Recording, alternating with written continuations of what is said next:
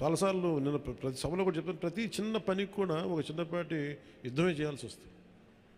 అంటే ఏది కూడా ఒక బస్సు ఎక్కాలంటే ప్రతి సగటు మనిషి చిన్నపాటి యుద్ధం చేసే వెళ్ళాలి. ట్రైన్లో వెళ్ళాలంటే చిన్నపాటి యుద్ధం చేసి సీట్ సంపాదించాలి. అలాగా ఒక సినిమా చేయాలన్నా ఏం చేయాలన్నా ఒక సంఘర్షణ లేకుండా ఏముండదు. అందుకని సంఘర్షణ జీవనంలో భాగం అయిపోయింది తప్ప నేను పర్సనల్గా నేను ఇవన్నీ సహజం అనుకుంటాను. అంతకుమించి will move on, but how well we can stand out, ఎలా నిలబడగలం దాని మీద ఉంటుంది ఆలోచన.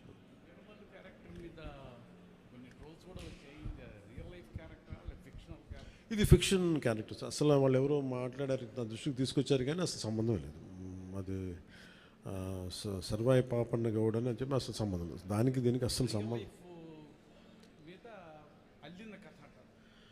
ఇది ఒక వన్ ఈజ్ ఒక హై కాన్సెప్ట్. ఒకవేళ కోహినూర్ డైమండ్ని తీసుకొస్తే ఉంటుంది. దాన్ని కొర్లు మన ఈ మచిలీపట్నం పరిసర ప్రాంతాల్లో పెరిగే ఇలాంటి వాతావరణంలో పెరిగిన ఒకడికి ఈ బాధ్యత తప్పు చెప్తే నిజాం నవాబు ఎలా ఉండొచ్చు, ఈ హై కాన్సెప్ట్.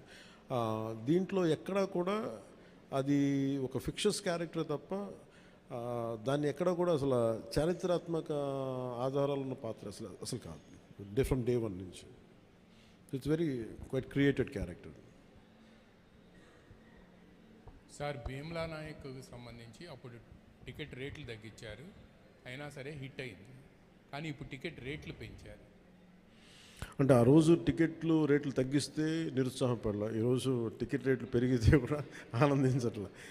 భగవంతుని ఏదిస్తే అది తీసుకోవడం అంతే తప్ప ఈరోజు గవర్నమెంట్ ఉంది కాబట్టి అంటే ప్రత్యేకించి పవన్ కళ్యాణ్ సినిమాకి ఇస్తే నేను ఖచ్చితంగా నేను ఆనందించేవాడిని కాదు.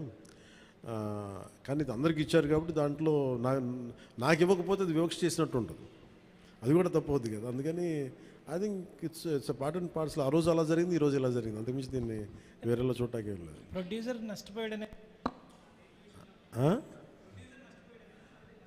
దేనికి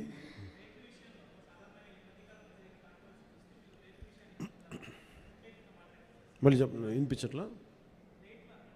రేట్ల విషయంలో సినిమా టికెట్స్ రేట్ల విషయంలో ఖచ్చితంగా నేను నష్టపోయాను, నిర్మాతలు నష్టపోయారు. ఒక ₹5 రావాల్సిన చోట రూపాయి వస్తుంది, దట్స్ ఓకే అనుకున్నాం. భగవంతుడు ఈరోజు మనకి ఇచ్చిన రూపాయితో తృప్తి పడదాం, ఖచ్చితంగా నష్టపోయాం. But that's okay. ఎందుకంటే వాళ్ళు వచ్చిన సంస్కృతి ఎలాంటిది, ప్రత్యర్థికి కోపం ఉంటే చీని చెట్లు నరిగేయటం, బత్తాయి చెట్లు నరిగేయటం ఆలోచన విధానం. అలాంటి వాళ్ళకి ఆర్థిక మూలాల మీద కొట్టడం సహజం కాబట్టి, అది మనం యుద్ధంలో దిగాం కాబట్టి, మనం పాలిటిక్స్లో ఉన్నాం కాబట్టి part and parcel, that's will take it forward. దాన్ని వెనకడిగే తీసలేదు, దాన్ని part and parcel we have to accept it.